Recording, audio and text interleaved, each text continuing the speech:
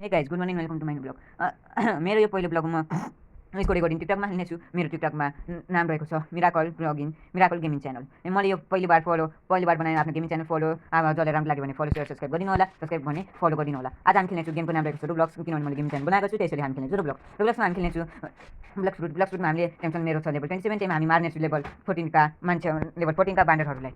त्यो पनि 5वटा बान्डरहरूलाई हामीले मान्नुपर्ने हो। त्यो हो मेरो मिसन आजको लागि। Here is a blox fruit. I will open this.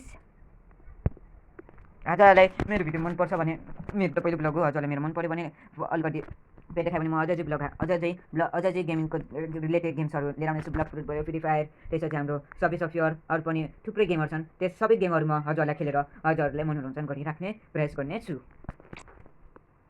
Loading data भनेर आउने रहेछ।